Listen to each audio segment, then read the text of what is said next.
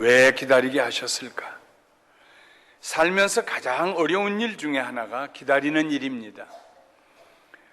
언제까지라는 기한도 없이 무작정 기다리는 일은 더욱 견디기가 힘이 듭니다. 오늘날 우리는 모든 것들이 완제품으로 나오고 재정적인 능력만 있으면 즉시로 구입할 수 있는 시대에 살고 있기 때문에 하룻밤을 기다리는 일도 때로는 천년처럼 길게 느껴질 때가 있습니다. 그래서 기다리는 일이 점점 더 힘이 든 세상에 우리가 살고 있습니다.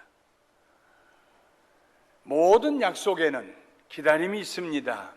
기다림이 없는 약속은 약속이 아닙니다. 특별히 하나님과 그 약속의 성취 사이에는 믿음으로 기다리는 인내가 있어야 합니다. 성경은 참고 기다리는 일을 성도들이 가져야 할 큰 미덕 중에 하나로 묘사하고 있습니다. 로마서 5장 3절과 4절에 바울은 이렇게 말했습니다. 다만 이뿐 아니라 우리가 환난 중에도 즐거워하나니 이는 환난은 인내를, 인내는 연단을, 연단은 소망을 이루는 줄 알미로다. 환난은 인내를, 인내는 연단을, 연단은 소망을 이루는 줄 알미로다.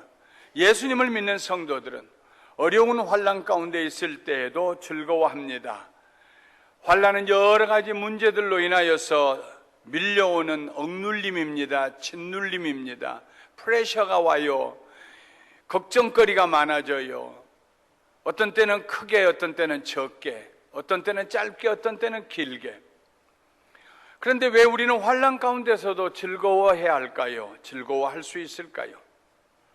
만일 우리가 하나님에 대한 믿음을 가지고 그 환난을 대한다면 큰 목적을 가지고 우리를 훈련시키시는 하나님의 손길을 그 환난 가운데서 볼 수 있기 때문에 우리는 환난 중에서도 즐거워할 수 있는 것입니다. 환난 가운데서 즐거워하는 동안에, 즐겁게 그 환난을 지나는 동안에 눈에서는 눈물이 흘러내리면서도 입에서는 웃음이 떠나지 아니하고 가슴이 벅차오르고 하나님의 하신 일을 기대하면서 마음속에 기쁨으로 충만하게 될 때 눈에서는 눈물이 흘러내리는 다른 사람들이 볼 때는 이중적인 모습 같지만은 그 과정에서 인내가 이루어집니다. 인내는 환난을 수동적으로 참고 견디는 것이 아닙니다. 오히려 능동적으로 그 환난을 극복하는 자세입니다. 이런 인내에서 연단이 나옵니다. 연단은 한 개인의 성품이며 질적인 증명입니다. 이 쇠사슬은 몇 파운드까지 끌어올릴 수 있다. 질적인 증명서가 거기 붙어 있습니다. 500파운드까지 끌어올릴 수 있다. 이 차는 몇 톤까지 짐을 실을 수 있다. 질적인 증명서가 거기 부착이 됩니다. 인내의 과정을 통하여서 연단에 이를 때에 그 연단은 그 사람에게 붙어 있는 그 사람의 value입니다. 그 사람의 가치요. 그 사람이 어떤 질을 소유하고 있는가. 그 사람에게 붙어 있는 표시표입니다. 그의 성품이요. 그의 증명서입니다. 어려움을 잘 견디고 이겨내는 성품이 그 사람을 대변합니다. 저 사람에게는 무슨 일이든지 맡길 수 있어. 중간에 포기할 사람이 아니야. 도망갈 사람이 아니야. 설사 다른 사람이 이해해 주지 못하고 다른 사람이 비난할 때조차도 먼 장래를 바라보고 꾸준하게 한 마음을 품고 갈 수 있는 사람이야. 그 사람의 성품과 그 사람의 질, 그 사람의 가치를 대변해 주는 것이 바로 연단입니다. 연단이라는 성품을 가진 사람은 항상 소망 가운데 살아갑니다. 소망은 하나님께서 그 환난에서 우리를 건져주실 뿐만 아니라 우리를 위하여 그것들을 선하게 사용해 주실 것이라는, 합력하여 선을 이루어 주실 것이라는 믿음의 자세입니다. 믿음이 없이는 소망이 나올 수가 없습니다. 성경은 오래 참고 기다리다가 하나님의 축복을 받은 사람들의 이야기들이 많이 기록되어 있습니다. 그 중에 대표적인 인물이 아브라함입니다. 창세기 12장에 보면 하나님께서 아브라함을 선택하시고 부르실 때 주신 약속의 말씀들이 있습니다. 그 중에 가장 가까운 장래에 자기 생전에 이루어지기 시작하는 약속이 자손에 대한 약속입니다. 내가 너로 큰 민족을 이루고 네게 복을 주어 내 이름을 창대하게 하리니 너는 복이 될지라. 큰 민족을 이루려면 먼저 아들이 있어야죠. 아브라함이 이 약속을 받을 때 나이가 75세였습니다. 창세기 11장에 보면은 아브라함의 조상들은 거의 대부분이 30여 세에 첫 아들을 낳았습니다. 다만 그의 아버지 데라만 70의 첫 아들 아브라함을 얻었습니다. 그래서 아브라함도 아버지처럼 70대까지는 참고 기다릴 수 있었을 것입니다. 그런데 70대가 넘어가고 80이 되고 80대 중반이 되어도 아내 사레에게 소식이 없습니다. 자기만 나이를 먹어갈 뿐만 아니라 아내도 나이가 먹어갔습니다. 자기가 85세 될 때 아내는 75세가 되었습니다.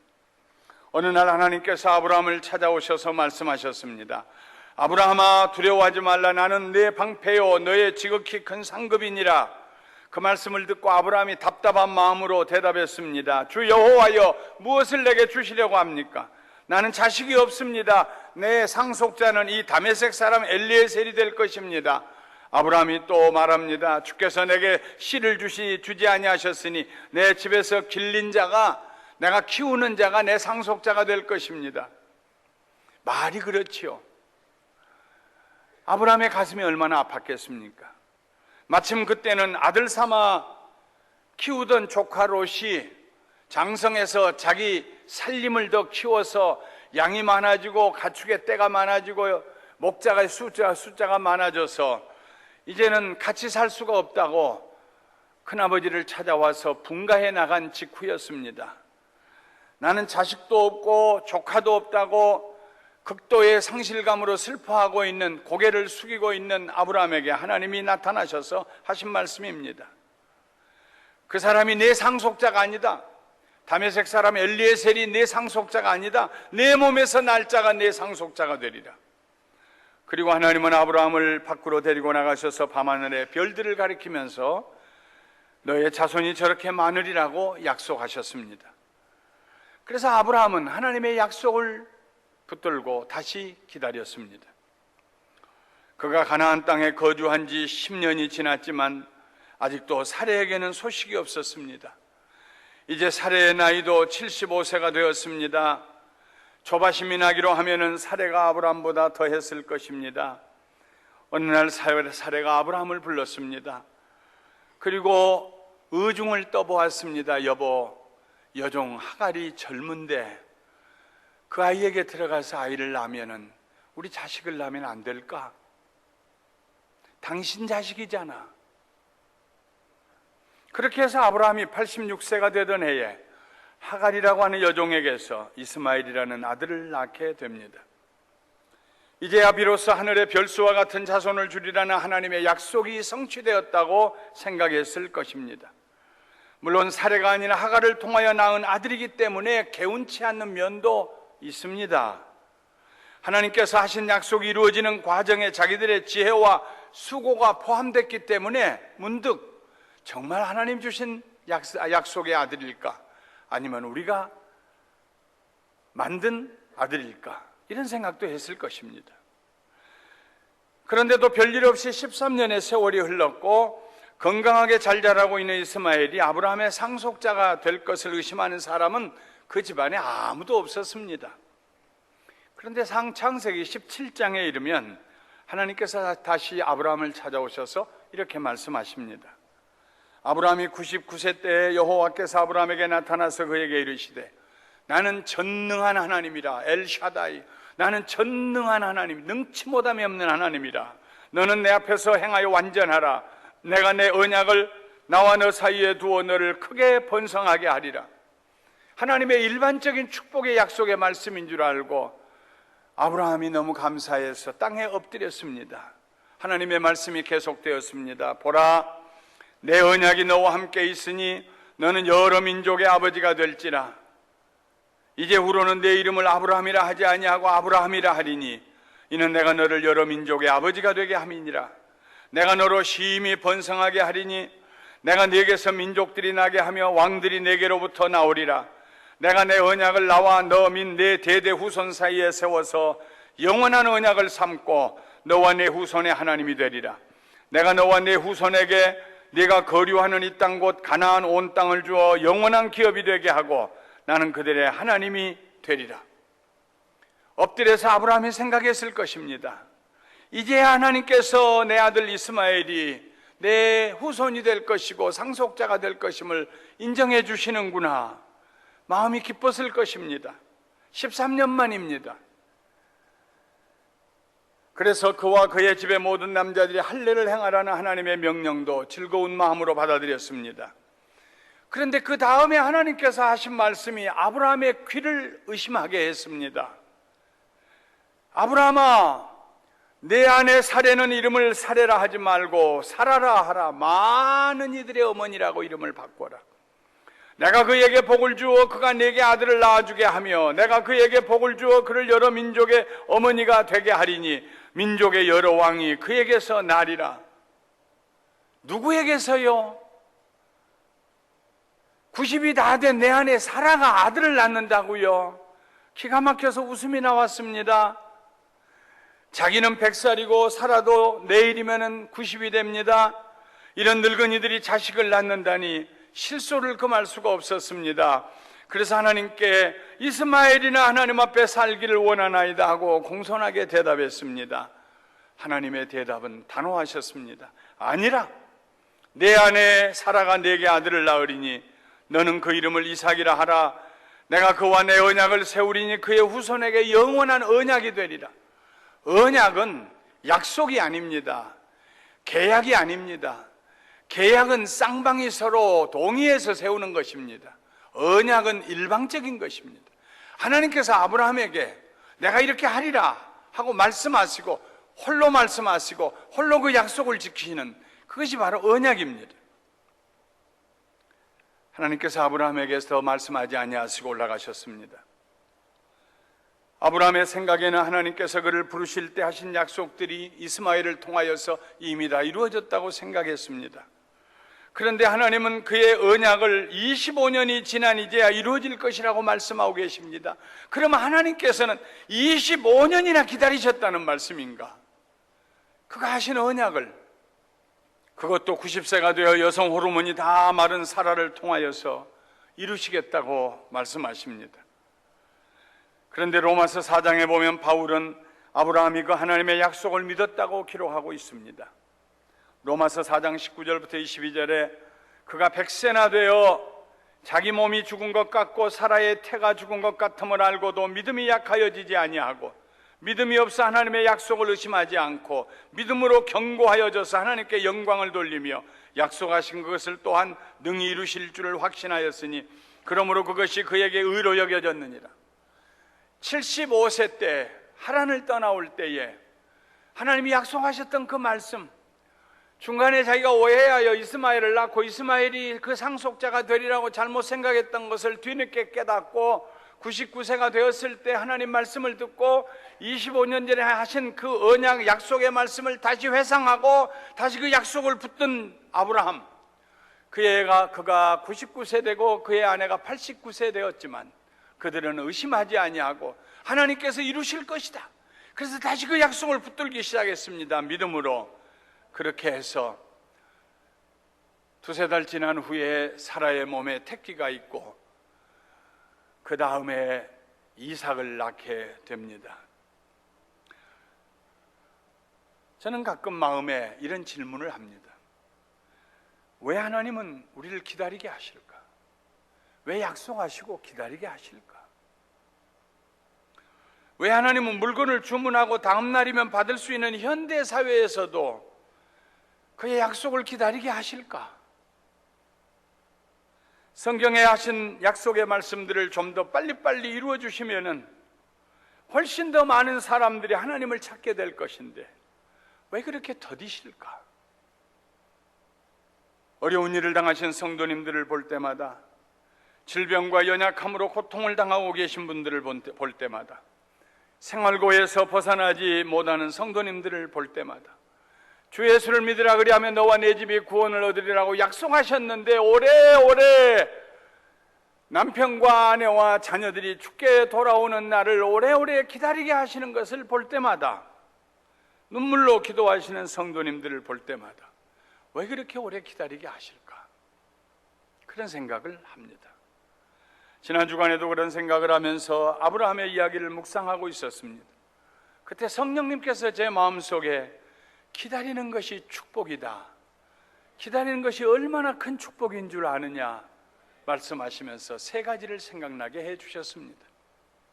첫째로, 기다림을 통하여 우리는 하나님의 성실하심을 맛보게 됩니다. 믿을만 하신 하나님, 변함이 없으신 하나님을 기다림을 통하여, 그 기다림이 오래된 기다림일수록 하나님의 성실하심을 세상에 잊지도 않고 약속하신 것을 이루시는군요. 성실하신 하나님, 하나님의 성실하심을 맛보게 됩니다. 하나님은 사람이 아니십니다. 시건치 아니하십니다. 말씀하시고 난 다음에 꿀떡 그 말씀을 삼켜버리고 내가 언제 그렇게 얘기했느냐고 되묻지 않으십니다. 약속을 손쉽게 뒤집지 않으십니다. 하나님은 거짓말하시는 분이 아니십니다. 하나님은 반드시 그의 약속을 지키십니다. 다만 약속을 지키시는 때와 장소와 방법은 우리 손에 달리지 아니하고 하나님의 손에 달려있기 때문에 하나님이 때가 차면 하나님의 일을 이루십니다. 하나님은 노아에게 하신 구원의 약속을 120년 후에 지키셨습니다. 이방에 객이 되어 살게 될 이스라엘 백성들이 400년 후에 큰 재물을 가지고 나오게 하리라는 약속을 출애굽을 통하여서 지켜주셨습니다. 다윗이 왕이 될 것이라고 기름 부으셨던 그 약속을 13년이 지난 후에 지켜주셨습니다. 바벨론의 포로로 잡혀간 유다 백성들이 70년 만에 고향으로 돌아오게 하시리라는 약속을 지키셔서 돌아오게 하셨습니다. 그리고 그의 아들을 보내셔서 우리를 구원하시겠다 하는 구원의 약속도 마침내 때가 참에 여자에게서 아들을 낳게 하셔서 그 아들 예수 그리스도로 말미암아 우리를 구원하여 주셨습니다. 기다림을 통하여 우리는 하나님의 성실하심을 보게 됩니다. 하나님의 성실하심뿐만이 아닙니다.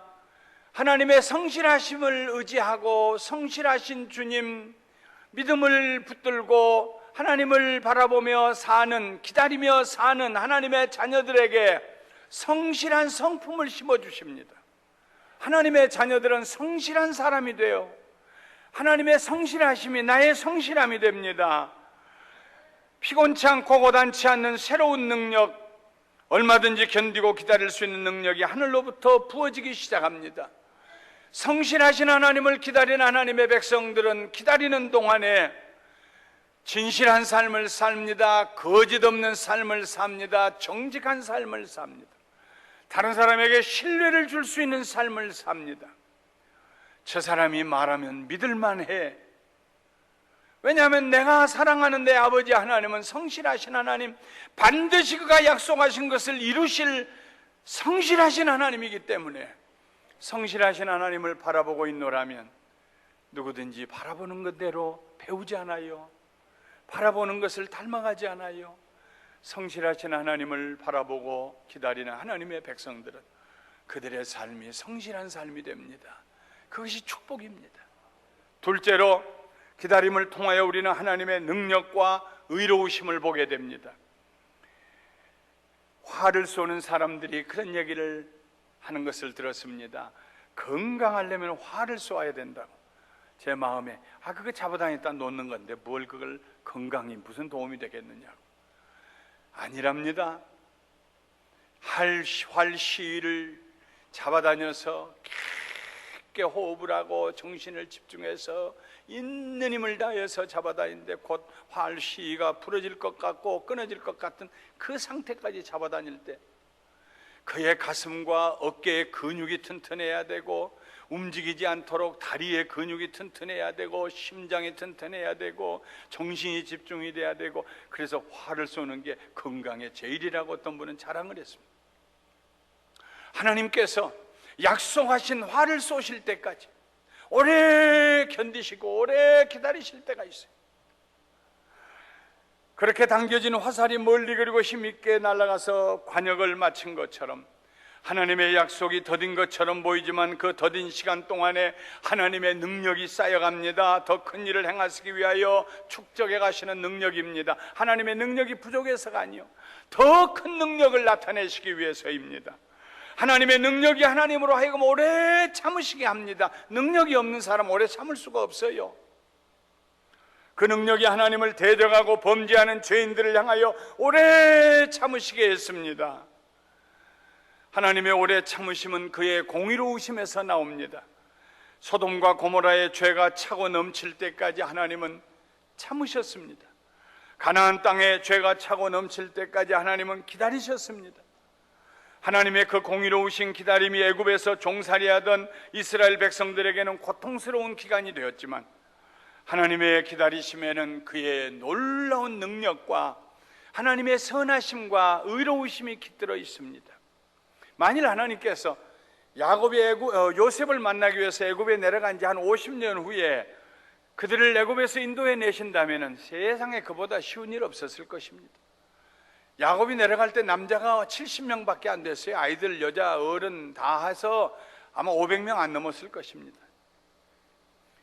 한 50년 지났다고 해도 몇천 명, 한 몇만 명에 불과했을 것입니다. 그 정도 사람들이 살다가 다른 데로 이주해 가겠다고 하는데 애굽이 뭘 눈 하나 깜짝하겠습니까? 아, 그들 떠나고 나면 그 땅과 그 집 우리 것이 되지. 잘 됐다, 잘 가라고. 그러나 400여 년이 지나서 20세부터 60세까지 전장에 나갈 만한 사람들이 60만 명이었습니다.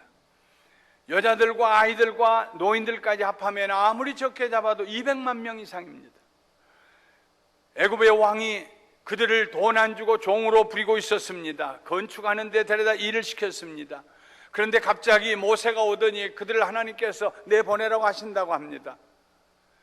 그것은 자산입니다. 200만 명의 종인데요, 집에 종 하나를 나가라고 하는 것도 결심을 하지 않으면 불가능한 일인데, 200여만 명의 종이 있는데, 돈 주지 않고 부려먹는 종들이 있는데 감히 그들을 빼앗아가다니요. 아무도 이스라엘을 애굽에서 인도해낼 수가 없었습니다. 불가능한 일입니다. 더구나 종살이하는 이스라엘 백성들, 이미 종의 DNA가 그들 속에 흐르고 있는데 누구 하나 일어나서, 민족주의자가 일어나서 독립운동을 하려고 일어나서 백성들로 하여금 나가자고 할 사람이 없습니다. 이스라엘 백성들은 불평불만이 많은 백성들입니다. 불가능한 일입니다. 그런데 하나님께서 그때가 참에 그들을 애굽에서 인도하여 내십니다.